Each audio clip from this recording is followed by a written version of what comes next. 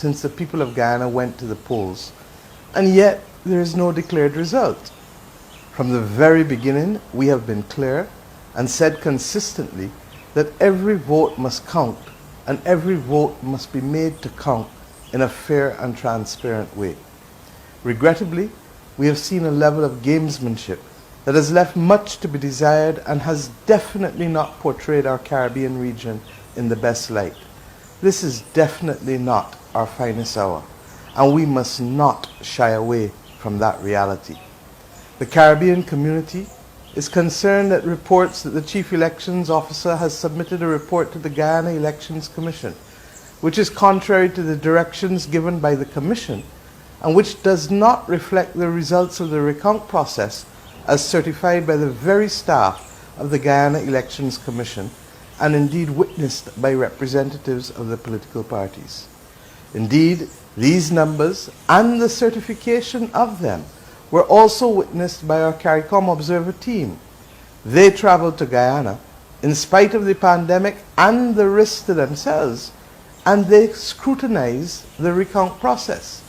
The CARICOM Observer team was of the unshakable belief that the people of Guyana expressed their will at the ballot box on March 2nd, and that the results of the recount certified as valid by the staff of the Guyana Elections Commission led to an orderly conclusion on which the declaration of the results of the election could and would be made.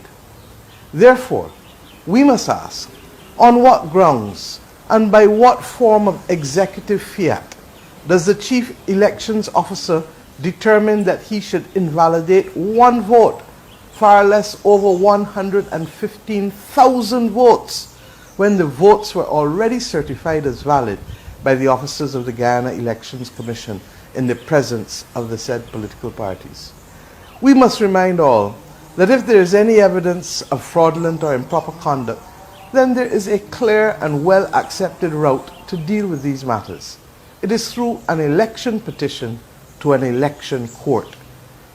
Any attempt to provide numbers different from those certified by the staff of the Guyana Elections Commission has left many in shock and wondering what next will happen to frustrate the will of the Guyanese people.